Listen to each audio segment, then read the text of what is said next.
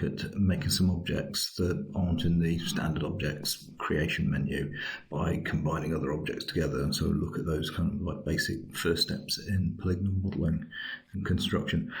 And I want to make a few different objects and combine them using different principles. So the first thing I'm going to do is work out where I'm going to work from. So I've made a folder called Stuff in Student there. So now I'm going to go File, Set Project, and I'm going to set Stuff as a project. And it's going to go, ooh, I haven't got a .mel standard project thing in there. Can I create a default workspace? And you go, yes. And so now we've got a .mel in there, workspace. However, we haven't got all the folders that we need to make project one. So we go project window, and it says scenes will be stored in scenes, assets will be in assets, images will be in images, source images there, and you just go accept. And if you do that and then go back to the folder, it builds all these folders for you, and we're going to save scenes in there. So I'm going to go File, Save Scene, and we go Object 1, I'm going to call it Bridge, because that's the principle we're going to use. So I'm going to go Save as Bridge. Okay.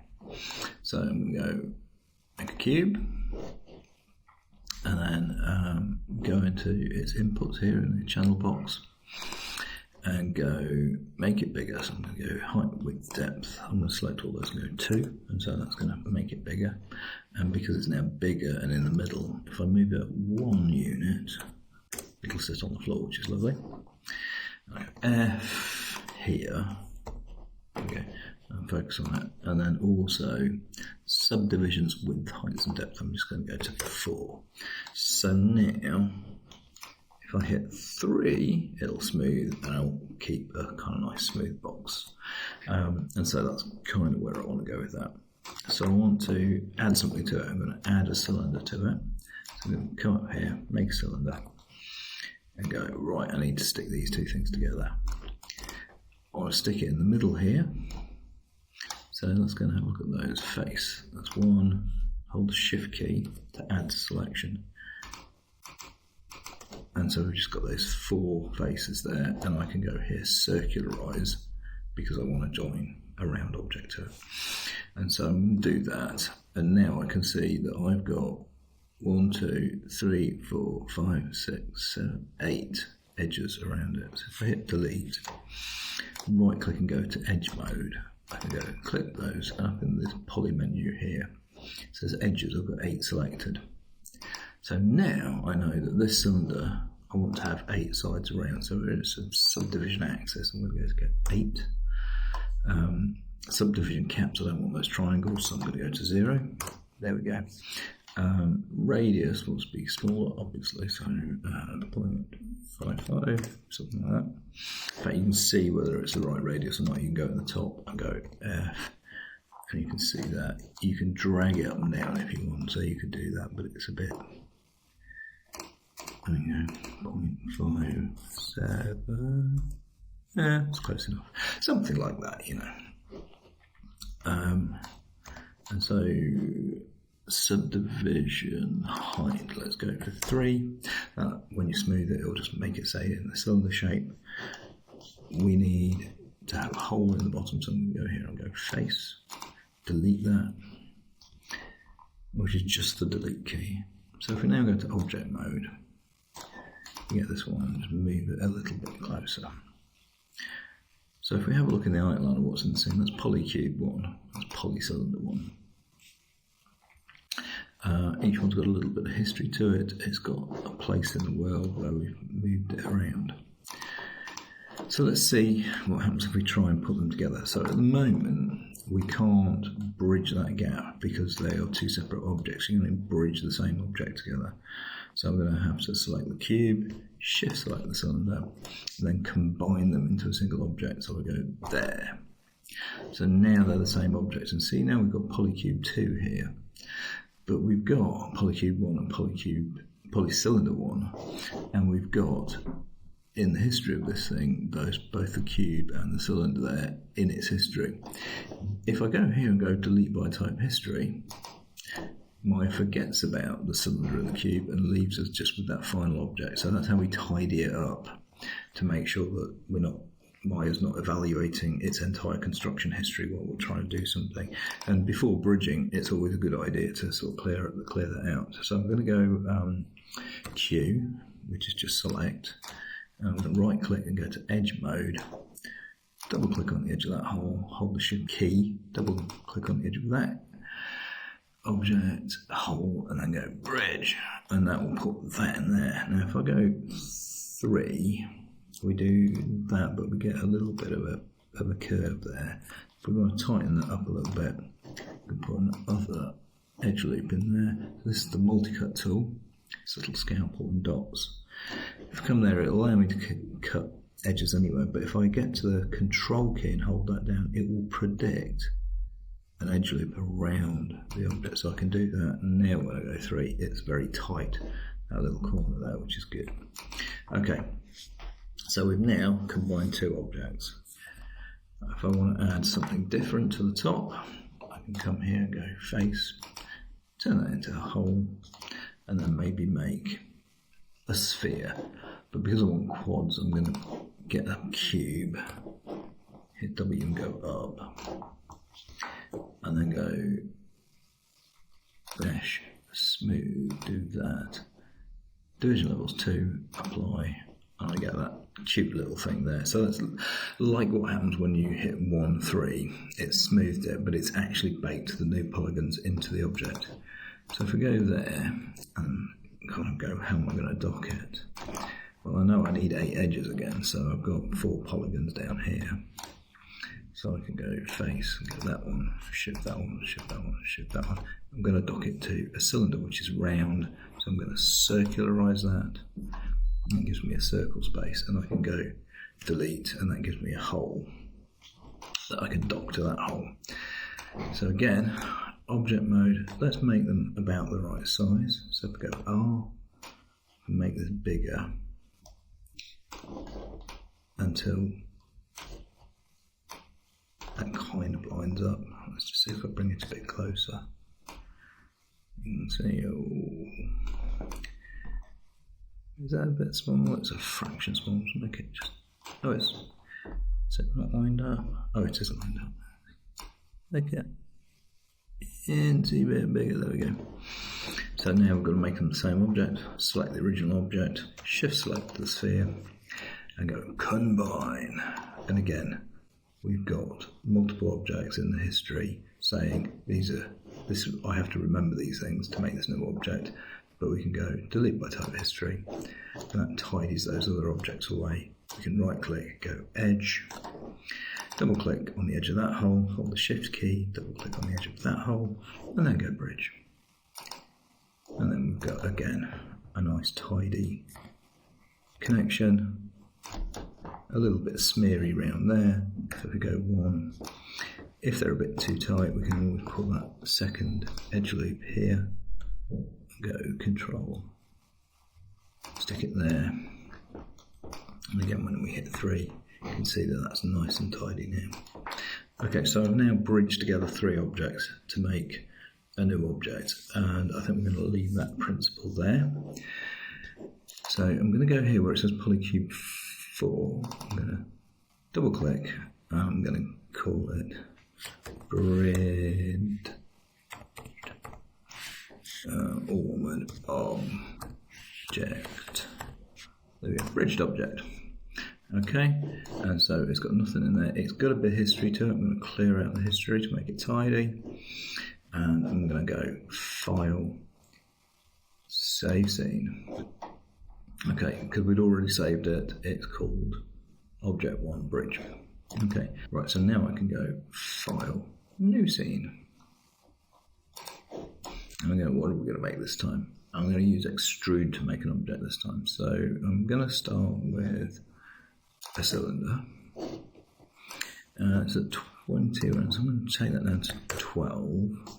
And I'm going to go subdivision count 0. There we go. Now its height is 2, so if we go translate 1y, it goes up 1 in the y, and it gives us that. So to extrude this, I'm just going to take that top face, go face, that guy there. Now extrude tool is here, and it gives me a gizmo which I can add more geometry by pulling it up. Now I've extruded it. I can also move it, so I can go jump, so move it that way. I can scale it. If I click on the box, I can make it bigger and smaller. And if I click on the circle, I can rotate it and do other things with it as well. So I can do that. And so now we've built this extra geometry on the top. And we can do different bits with that. So if I select it again and go extrude again, I can bring it up. I can go scale. I can make it bigger. I can go G, which is do that thing again. I can bring it up again. I can hit G and I can bring it up. And I can go scale and I can bring it in. And now you can see if I go 3, what that kind of does, it starts to build different shapes as you go. And so we use 3 as predictive, because that you predict what the final object's going to be. So if I go G again, come up a little bit, go G again, come up a bit more, go R to scale. So I don't have to just do it on the gizmo tool itself, but G again will bring me up, G again will bring me up, and then I can either stay on the gizmo, click on the box and scale in, or I can go to a scale tool. And you can start to build quite complex objects, and you can have soft bits or hard bits depending on how many creases you put in. So if I go back to 1 now and look at this top edge, I can go G again, go scale, I can come in just a little bit, move it up just a little bit, go G, move it up just a little bit, and then move it down just a little bit. And we've got 3 lines there, so that'll make a crease. If I go G, I can come up and come out, and go G, come up, come out a little bit more, go G, come up, go R, come in a little bit, go G, come up, scale it a long way, and then we can start to see what that would look like. If we go 3, we've now got a nice tight little crease here. And you can start to build quite complex sort of like balustrades and different shapes just by a combination of extrude and scaling and rotation. It's usually better to not rotate it until the end, so you build a big structure and it's all parallel. And then at the end you can squiz it around a little bit. So if I go G and come up a bit, and then go G and come up a little bit more, and then we can go G, come up. I think I'm starting to make a lamppost here. I press G instead of R there. That's okay. Something like that. And then G again, come up, maybe come in a bit. G, come up. Just start to make a top to it, so if I go G, and scale out a bit, move it up a bit. G, a bit more. I want to make a bit of a crease here, so I can add creases in afterwards if I want to. Do that. G, come in again. Go up. G, go up. G, go up. Oh, to bring it out. Press the wrong thing there. W to move. G to extrude again. Article layout. G to extrude again. R to come in. G to come up. Oh, I just had another one in there. If these are in the wrong place, you can always go edge, double click, and that'll get you the edge loop, and then you can start to wiggle them around a little bit. I think with a face, let's just get that in one and take that in a bit. There. Okay, so we've now got a funky lamppost. Let's give it another crease line down here. So let's stick in hold the control key, stick in an edge loop down here. Let's stick in one there. Put a bit more of a belly on that. So if I go, it's an edge. Bring that out a bit. Bring that down up a little bit. And then if we get the whole thing, go 3. That gives us a kind of Victorian lampposty kind of thing. And then another thing that's worth thinking about is if I go to vertex now, I just want to twist it around a bit. If I get that, I can obviously just move that top edge and sort of quirk it around a little bit. But if I press the B key, I get soft selection. If I hold the B key down and left click, I can drag the size of the brush out. And once I've done that, I can sort of like softly bend things around a bit, so I can, just grab something in the middle and nudge it. And we can sort of do quirky things with it from one point of view, and then we can go into the other point of view and get some bits and pieces in the middle. Hold the B key, bring the brush down maybe a little bit more, nudge it, rotate it, just funk it around a little bit to make it look a little bit more organic, or a bit more time worn or distorted by extreme heat and temperature. And that is how you can get objects out of that. So we could also put a cube on there and come up here and then go mesh, smooth, get that going, or make it a bit bigger, move it along. Here we go, something along those lines. And there's our lamp top. And so this bit, you can go huge history, delete by type history, freeze transforms, and you can call them lamp, base.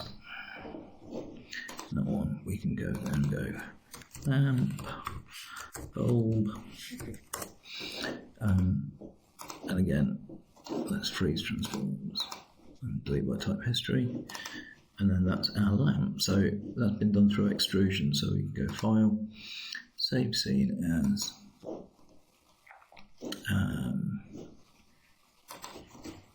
object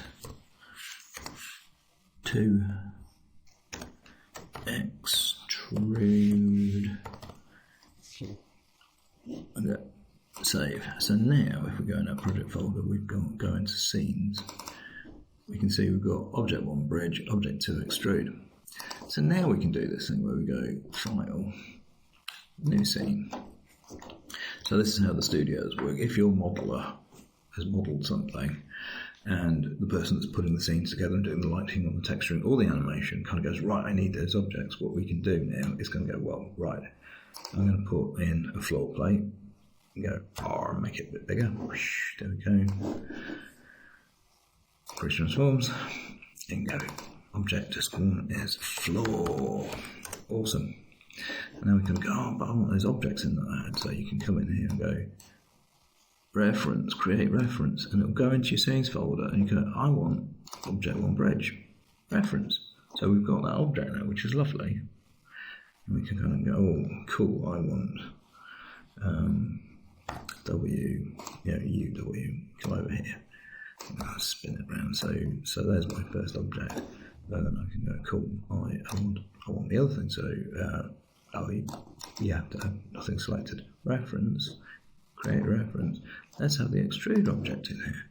Reference, okay, cool. So we've now got some of those.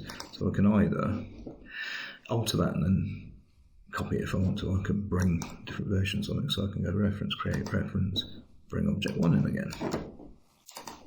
So I can have more than one of those. So do that. So then we can start to build a little scene with these guys in here, which is nice.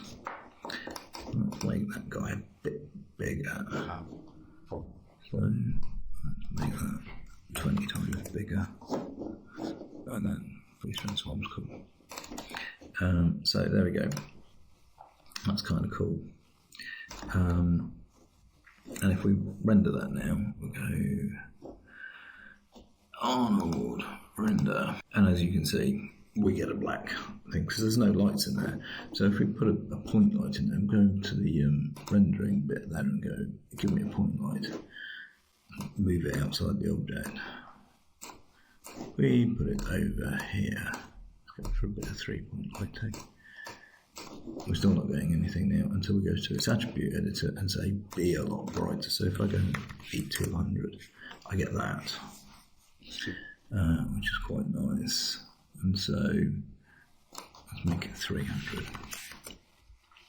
And go to its Arnold node and give it a diameter, or radius, radius of 1.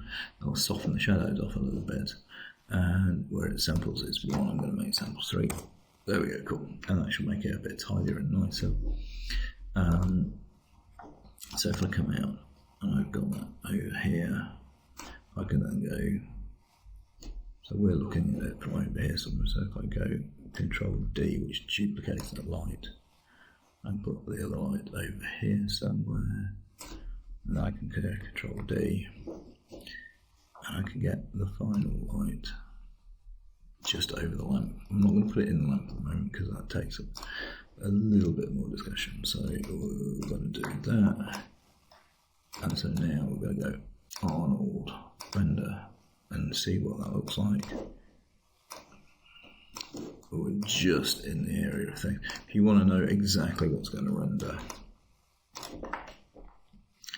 obviously you can preview the scene over here, but you can go View, Camera Settings, Resolution Gate, and that will put that on there. And if you go and go View, Camera Settings, and tick off the gate mask, you'll just get a green line on the screen. But there you go, that's a cute little scene. So what we're going to do now is we're going to think about shaders and putting a camera track around it and rendering it out, and maybe sort of sticking a couple more of those objects in there.